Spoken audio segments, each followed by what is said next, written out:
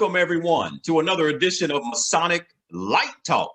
I'm your host, Past Master Funderburk of Bivouac Lodge number 503, and we are hailing from Winston-Salem, North Carolina. We're also part of the 30th District, where our worshipful master is Keyshawn L. Allen.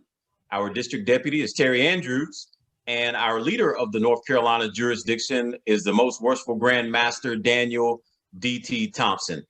As we always let you know, the true purpose of Masonic Light Talk is to give the craft, as well as those listening audience, a chance to see the men behind the various titles within Masonry. And it's also to allow everyone to know that these people are just regular folks living their regular everyday lives. They experience good things, experience bad things, and sometimes experience some ugly things. And we also wanted to be clear whenever people ask questions, hey, what are the Masons all about? What are they really here to do? Well, the answer to that question is we are here to make good men better men. Simple as that. We're not going to get any more detail into that. We don't make bad men good, nothing like that, but good men better. That's what we're here to do. And for those of you who have been following us, remember, we're trying to include all the houses within the North Carolina jurisdictions inside of interviews. So if there's any one or a certain house that you would like to see on this broadcast, let us know, and we will definitely try to do our best to make that happen. And today, of course, we have two very special guests for you. First of all, we have a special guest host. I'm going to get out the way and let the special guest host take over, and I'm going to introduce him because he's going to be the one introducing our other special guest today. Then it's going to be an excellent, excellent time. So it's my pleasure to introduce today's guest host. He has not yet appeared on Masonic Light Talk, but he will be appearing soon, whether he knows it or not. He is an honorary member of Bivouac Lodge number 503. He is held in high esteem throughout not only the 30th District, where I'm hailing from, but also across the entire North Carolina jurisdiction. And we're talking about the man, the legend, Mr. Past Master Damien Jack of Paul Drayton Lodge number 7 in Charlotte, North Carolina. Past Master Jack, he is also a renowned Masonic author, and he has publications circulating all over. Past Master Jack is one of the hosts inside of the Prince Hall think tank.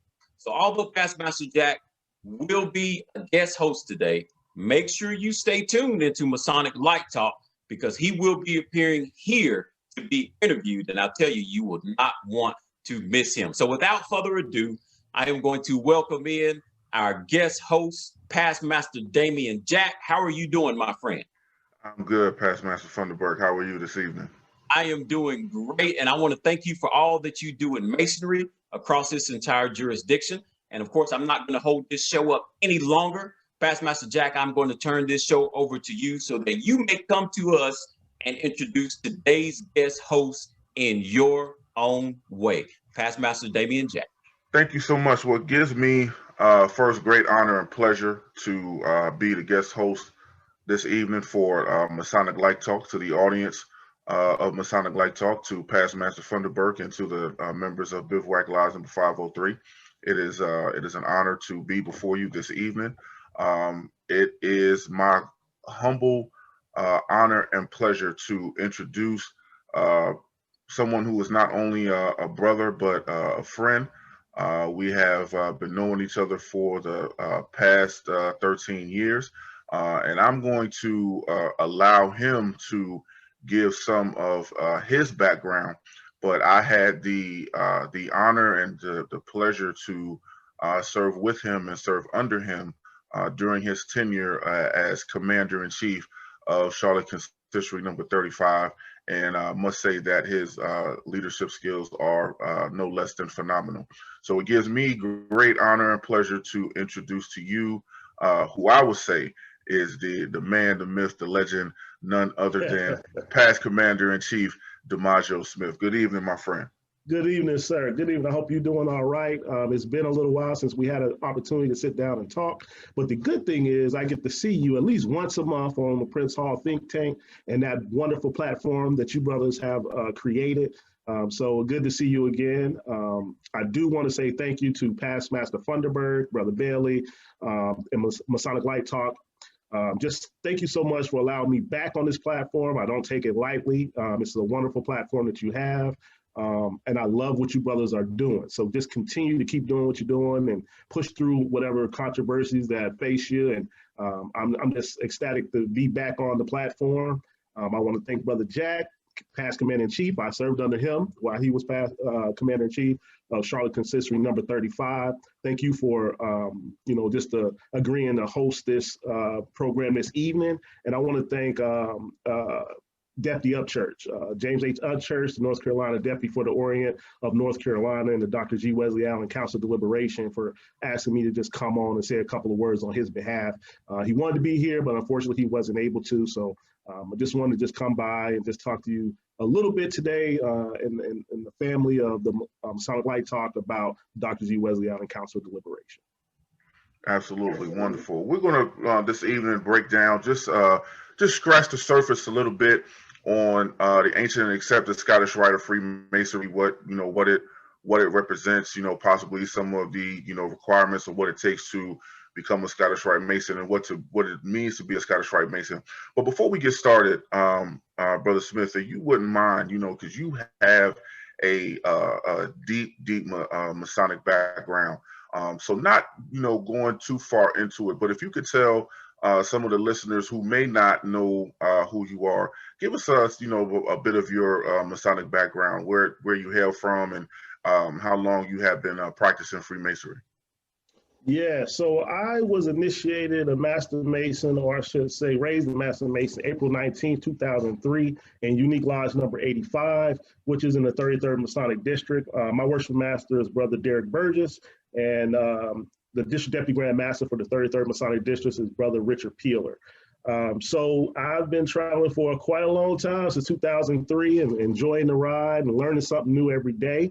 After I was raised in 2003, I waited a couple of years. That was the kind of things I was hearing and saying, hey, don't just get up and run to the other houses or the branches of Freemasonry. Learn where you start from, the foundation, the Blue House, and then go ahead and move on as you see fit. So after about 2 years or so, I went and joined the York Rite. So I went that way first, and then I came back and did the consistory. The consistory actually that I'm a member of today, Charlotte Consistory number 35, Valley of Charlotte, Orient, North Carolina. That consistory meets in my lodge, so I would just see the signs up on the wall and see the pictures of the past commanders-in-chief. So I was definitely going to join at some point or another. That's just a little bit of background on me. I served as worship master 2 terms, 2005, 2006, 2011, 2012. Both of those are memorable experiences, and I would say it gets better if you do it more than once. Absolutely, and I do have to give a side note. During his second term as worship master, Brother Smith gave me the honor of being an honorary member of Unique Lodge 85, and actually that lodge was the first lodge where I actually gave my first ever lecture. So definitely appreciative for you, because you definitely jump-started my Masonic journey in that realm of lecturing and teaching. So for those who may not be members of the Scottish Rite and may want to become a member, how would you explain to them what the ancient accepted Scottish Rite is, and what would it take to become a member of the Scottish Rite? Right. So I would say this, right? So once you're a Master Mason, you're eligible to petition the Scottish Rite or the York Rite. I never tell brothers that there's one that's better than the other. I feel like, some people like to do the whole circle so that they get all of the secrets that Freemasonry has to offer. I think they're both enjoyable. I'm on both sides, so I love them both. But once you're a Master Mason, you're pretty much eligible to petition for the Scottish Rite. The Scottish Rite, I found a little saying that I wanted to give. It was like, while there is no Masonic degree more important than that of Master Mason, there is a long tradition, almost as old as Freemasonry, of high degrees that expand upon and elaborate the teachings and lessons of the first 3 degrees. The Scottish Rite degrees teach a series of moral lessons culminating in the 32nd degree, Sublime Prince of the Royal Secret. So the Scottish Rite starts at the 4th degree, and it's just building upon those moral lessons that we learned in the first 3 degrees. It's set up to where we go from the 4th degree through the 32nd degree, with the 33rd degree being conferred by the United Supreme Council once a year. So typically, the 33rd is only conferred by the United Supreme Council. But for the 4th to the 32nd degree, we have the Logic Perfection, which starts at the 4th degree and goes to the 14th degree. This really talks a lot about that story that we learned in the 3rd degree and kind of building upon that. Then we get to the Chapter of Rose Croix, which starts at the 15th degree and it goes through the 18th degree. Then we have the Council of Kadash, which is the 19th degree through the 30th, and then the Consistory, which is the 31st and the 32nd degree. So there's those 4 bodies. Now, one difference between us and I always say AF and AM, but our counterparts is that we have 4 bodies. I think they have 5. They had a Council of Princes of Jerusalem. Same degrees, just split up in a little bit different format. So most of the information is pretty much the same. So the thing about the Scottish Rite, like I said, it builds on the lessons of the first 3 degrees, but you also have, you're introduced to princes and kings and knights, priests, prophets, and other biblical figures that you find in the Bible, right? So it's also a lot of philosophy mixed in, friendship, union, fidelity, temperance, superstition. And then you take a world tour, right? So you're in Palestine and Jerusalem. You get the trip to Egypt. You're in Europe and Malta and Joppa, all of these different places. So you get a well-rounded education. They like to call it the College of Freemasonry. I think it's because of the number of degrees, but I also think it's because of all those things that I just pointed to. So I think that's, if I wanted to sum up the Scottish Rite, it builds upon those moral lessons, and I think that's where I find the most pleasure, and what I find the most interesting is the places, the figures, the princes, the chivalry. You're dealing with knights, and all of those things. So it's definitely interesting, and there's a lot of information packed in and contained within those 4 through the 32nd degree, as well as that 33rd degree. Absolutely, and the lessons that are contained is insurmountable, and you find yourself every time you look at one degree, you continue to learn more and more. No matter how many times you look at it, you find something different, and it just grabs your attention. It makes you want to keep looking more and more at it. When we talk about the lessons and a great and eloquent breakdown that you gave, as far as the lessons learned, is there a particular lesson or 1 or maybe 2 lessons that you take from the Scottish Rite that you use, that you would say that you use mostly in your daily living? I like the 32nd degree, and I gotta say that I've worked with Grand Inspector General Damien Jack, who has served as illustrious Commander-in-Chief for degree work. We've advanced candidates, 35, 40, 25 at a time, and he does a phenomenal job of serving as Commander-in-Chief. And of course, we don't use books. We just do it from memory. So it looks real good when we do it. So Jack is excellent at doing that. And I usually assist him as Master of Ceremonies. And, walking that camp. One of the things that I've learned is that there are lessons upon lessons in every degree, as you said. That's why you can continue to look at it and find something new every single time. I've been learning a lot about sacred geometry and how which is what is called in the Blue House, the Father of God, under the brotherhood of man, under the fatherhood of God, right? So which means that we're all connected under one universal being. And I find that in in sacred geometry, that's showing that we all come from one point. Maybe that's in religious terms, that's creationalism, where there's, man is created and the world is created in the beginning, or science says the same thing in a different term. There was one incident that happened and then everything came from that point. But the point that I like under all of that is that we're all connected. And so what I try to do is try to leave prejudice and try to, use temperance in my daily walk. And I find that under the guise of sacred geometry, saying that we all connected. We all this brotherhood of man under this fatherhood of God. We all come from a single source. So we should be working every day to kind of connect with people as opposed to keep people at that perpetual distance, as they've stated so many times. So that's one of the things that's interesting that it came out of that and from that perspective. But that's one of the things I try to use in my life, trying to, connect people, trying to, be friendly, trying to work with others and leave those prejudices behind so that, we can make the world a better place after we leave. Absolutely. Outstanding. So for those who are not members of the Scottish Rite, how would you explain the structure of the Scottish Rite in terms of its leadership on a statewide and national level? Right. So what I would say is, okay, so our local bodies are called consistories, similar to what we would call a lodge, right? So if you're in a lodge, your local body is called a consistory. Most of the work is done in the 31st and 32nd degree.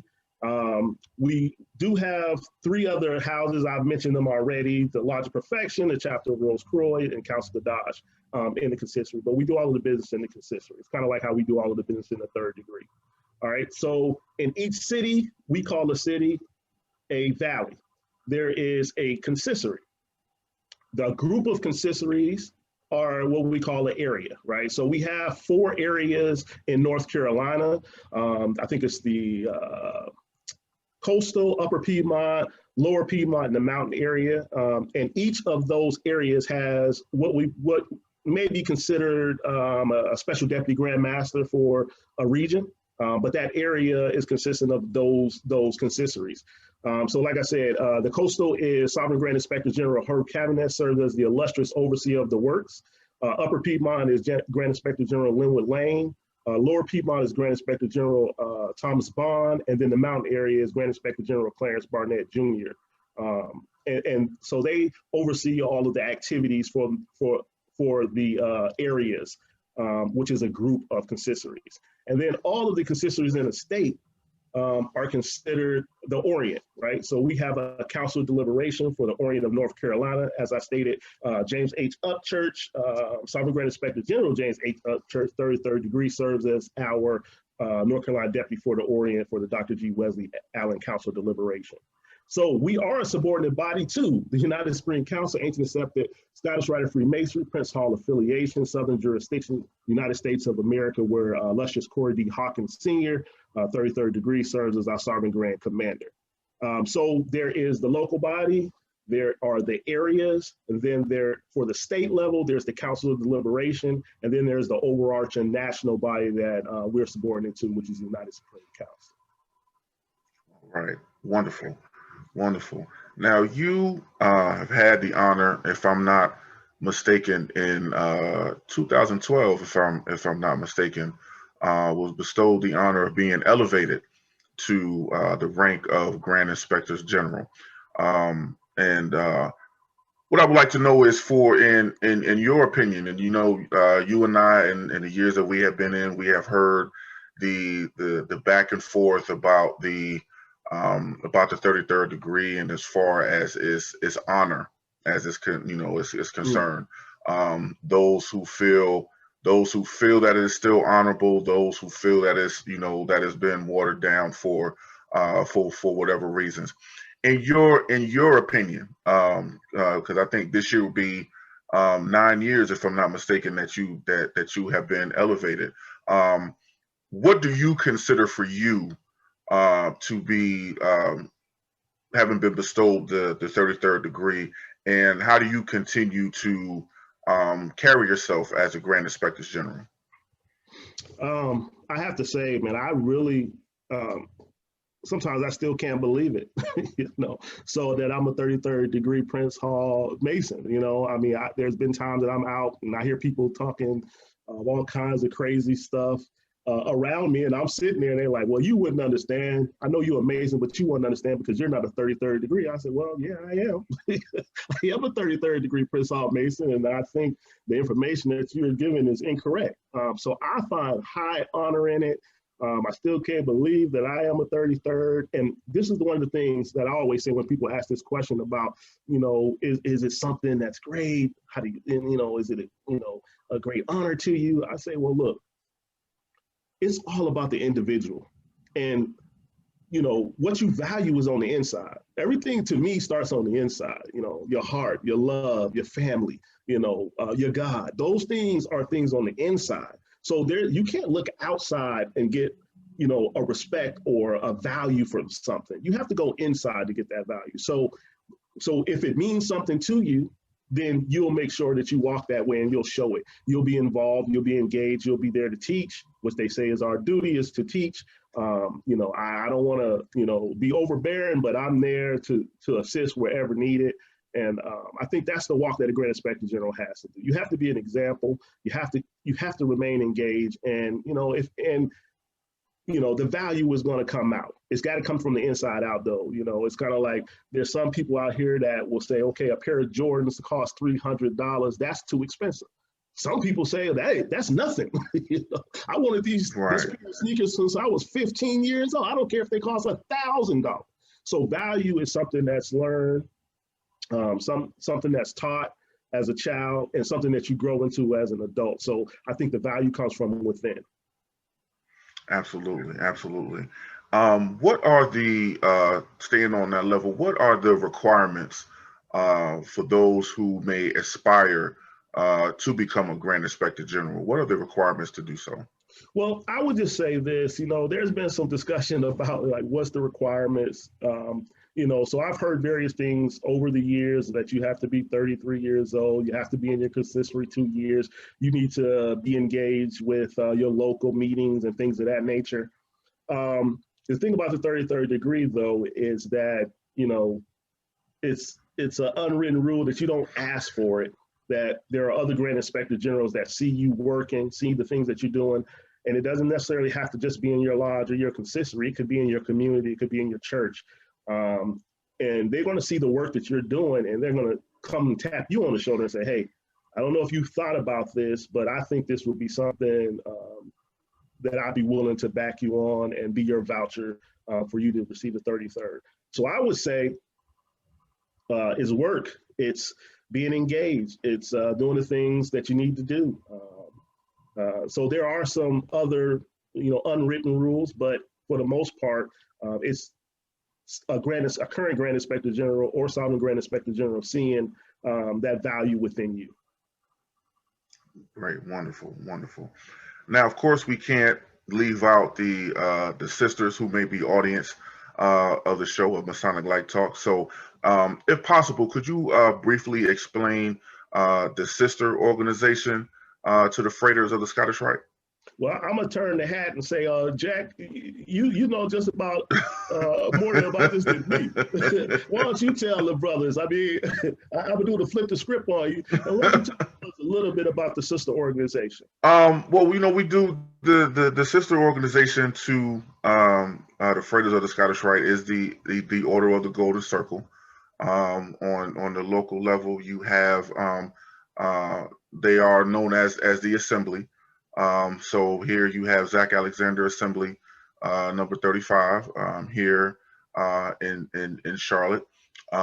Very involved assembly. You have the head of that organization locally is known as the Loyal Lady Ruler, and then you have the state Grand Loyal Lady Ruler, which is, if I'm not mistaken, I think they are elected every 2 years. I believe they have elections every year, but their term is every 2 years. And so you have the Annie P. Rogers State Assembly Order of the Golden Circle.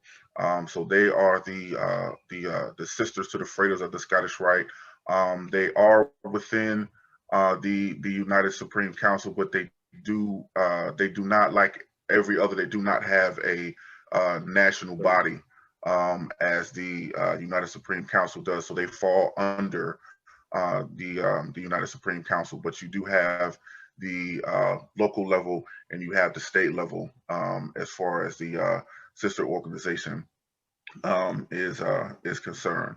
As far as I would like to say, I just wanted to add that, our loyal ladies, they work with us on all of our programs, whether that's in our consistory or our areas. We're in the mountain area. But they are there to assist. They have their own programs, the cotillion that they do for the young ladies every year. And, you know, we have escorts that we provide tuxedos for every year so that they can escort those young ladies into the cotillion. So we partner with them. We work together, some shop women, some shop ladies, and it's just a pleasure to work with them. Absolutely. Absolutely. So, Smith, looking back on your career, and excuse me, I'm so used to calling you Brother Smith. So since we are on the Scottish Rite, let me call you by your proper title. So Grand Inspector General Smith. Looking back over your journey as a Scottish Rite Mason, is there anything that you feel that you would have done different, or maybe something that you would do all over again?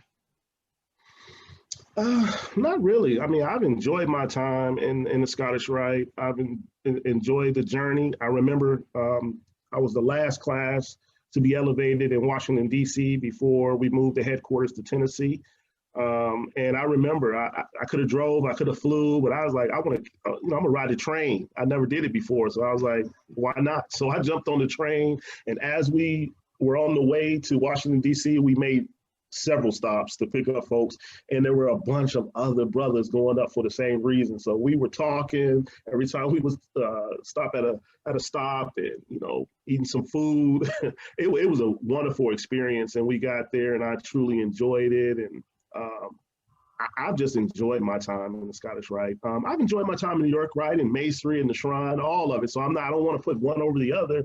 It's just that it's been a great experience. There has been times where I stepped back for a little while. And I think we all need to make sure that, you keep your family first and keep your eyes on the prize, which is making sure your home life is successful and it continues to be loving and all of those good things. But I mean, so I've had to step back sometimes to make sure that things were good to go. And then once things were on a solid foundation and ready to move forward, I came back and re-engaged. So it's an ebb and flow of life that I think that comes along with all things. And we all have our own personal journey. So I wouldn't change a thing. I've enjoyed it. Absolutely. Well, before we proceed to close, is there anything, concerning Scottish Rite that you would like to discuss that I may have not asked you, or is there anything that you would like the audience to know? The only thing is that like I said, we have a new Sovereign Grand Commander, and he has his theme, rebuilding the Rite stone by stone through remembrance, revitalization, and recommitment. Remembering, where we come from. I've been the Grand Historian for the Council of Liberation for several years now, and I've been digging in the crates trying to find information. I did find out that Bishop J.W. Hood, who was the first Grand Master of North Carolina, was the first person to receive the 33rd degree in North Carolina. I found where one of our past Grand Masters, J.J. Worlds, he served as a deputy of the Orient, W.W. Lawrence. I mean, these are brothers that served in the early 1900s, 1911 and 1930, 1903. So just remembering all of those brothers, where we come from. I did some research on our past deputy. So that goes right into his theme of remembrance, right? And then revitalization. The United Supreme Council has updated their website. They've continue to send out the bulletins, which is the official organ of the United Supreme Council. They created on the website, they've created a site that you can go and, a forum that you can fellowship with some of the other Grand Inspector Generals, Sovereign Grand Inspector Generals. And then even on the Dr. G. Wesley Allen Council Deliberation website, you can go on there and see some historical information. Our old organ was the Herald Tribune, and there's free copies there that you can download and look through that take you back to the 80s of some of the information that we had on that website. And then there was recommitment, right? So recommitment to the principles of the Scottish Rite. Grand Inspector General Jack served as the Director of Training. Now Grand Inspector General Gerald McNair serves as the Director of Training. So every month we have a training program where we talk about different things throughout the Orient, books and resources we should have, Masonic vulgarity, and just things of that nature. So we're trying to recommit to the teachings of the order. And then there's the Council of Liberation programs that we have here in North Carolina. So we have scholarships from each of the areas. We have a disaster relief program where we give out monies and funds to those affected by natural disasters. And lastly, we have the IAM program, which is the Initiative for African American Males. So that's for youth, where we send young people to camps, and we pay for those camps, and they pick the ones that they want, and we kind of give us the paperwork, and we kind of pay for them to go to those. So, you know, we're trying. There's been some controversy, some challenges with the Scottish Rite over the last few years, but right now we're in the process of rebuilding. We do have the 135th annual United Supreme Council session that's coming up October 15th to 19th in Sheridan, at the Sheridan Memphis in Tennessee. So we're looking forward to see a lot of freighters there. And about 2 weeks ago, we also had a short, brief Council Deliberation meeting where we took care of some of the business for the Council Deliberation here in North Carolina, advanced 35, I think, freighters to the 32nd degree. Only thing we're missing was Grand Inspector Jack. But other than that, it was a great day, a great program. So we on the move, we rebuilding, we working. There's a lot of space for folks to jump in and help out, and there's a lot of information within the Scottish Rite, as Grand Inspector General said, Jack said. You can take 1 degree and stay on that 1 degree for a year, just pulling things out and expounding upon the lessons therein. So again, just thank you, Brother Jack, Grand Inspector General Jack, for doing this. Thank you to Masonic Light Talk for having me on the program again. I really, really appreciate it. And fourth Sundays, if you don't have anything to do, tune into the Prince Hall Think Tank on YouTube. One of the co-hosts is our very own Grand Inspector General Damien Jack.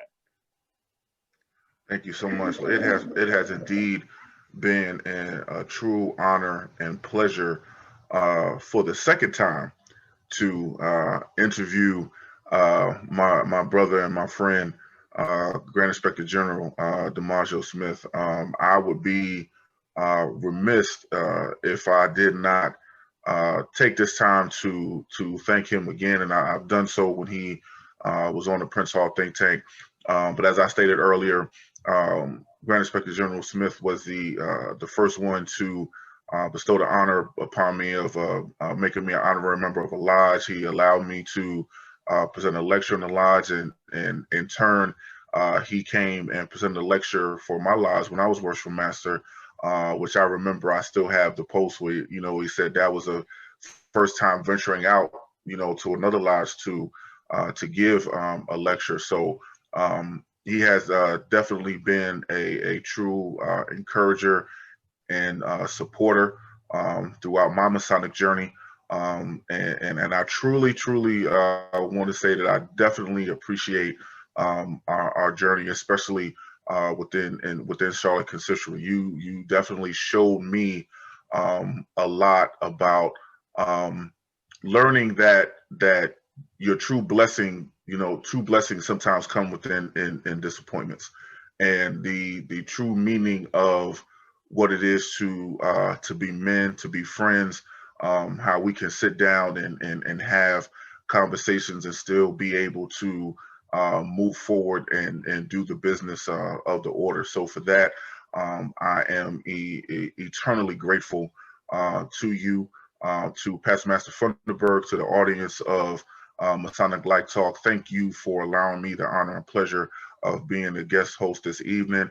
I pray that you have not only enjoyed this episode, but you take something away, and that you continue to enhance your Masonic journey in becoming a member of the Scottish Rite. There is much that can be learned, as Grand Inspector General Smith talked about within the Scottish Rite. You know, you continue to learn the value of friendship. But the biggest thing that I would take away is that you learn the importance of toleration and understanding that everyone has different views, everyone has different opinions, everyone has different feelings, and we have to be able to respect those views, thoughts, and opinions, and be able to still be able to move forward for the betterment of the world. Because the same way that you want your thoughts and views to be respected, you should be able to respect the thoughts and views in others as well. So Past Master Funderburk, I turn it over to you. Thank you so much again for this honor, and I'm truly appreciative. Thank you. Brothers, Grand Inspector General Damien Jack, Grand Inspector General Damajo Smith, thank you both for what you do for Masonry. Thank you both for the input and the information that you've given here on Masonic Light Talk. And Grand Inspector General Damien Jack, before we go, I would like for you to just tell the audience very briefly, if anyone needs to get in contact with you, or if anyone needs to find you, whether it's over the web, whether it's via phone, how can our listeners either see you or get in touch with you? How can they get a hold of you, real briefly? Okay. If you want to get a hold of me, you can reach me by email. My email is masonic1906 at gmail.com. You can reach me by phone. I have no problem doing my phone, 704-890-2656. Every fourth Sunday of the month, we have the Prince Hall Think Tank, which is a monthly podcast which talks about everything Prince Hall. We are actually gearing our next episode, not for this Sunday, but actually a special episode coming next Wednesday, where we're doing a crossover episode with another podcast to discuss the importance of St. John's Day. As a matter of fact, today being June 24th, it is St. John's Day, so happy St. John's Day to all brothers of Freemasonry as a whole. I am on Facebook, Damien Jack, and for those who are interested in purchasing any of my Masonic literature, you can reach me by email or by phone. Thank you, Grand Inspector General Damien Jack. Thank you. Thank you again for all that you've done. Thank you for being the guest host that you have been. And to all those listening out there, our Prince Hall family, I want to thank you for tuning in and listening to this edition of Masonic Light Talk, featuring our guest host, Past Master Inspector, Grand Inspector General Damien Jack. And you heard all you could hear about the Scottish Rite from Grand Inspector General Damajo Smith. Hope you have definitely gained something out of it, because I sure have. Both of you have done a wonderful job today, and I want to thank both of you for gracing us with your presence. And for those of you out there listening who are not a part of the Masonic family, remember one thing: it's not hard to be one. In order to be one, just ask one. I'm your host, Past Master Funderburk of Bivouac Lodge number 503. Can't wait to see you on our next edition of Masonic Light Talk. Until then, my brothers and sisters, please stay safe and travel light.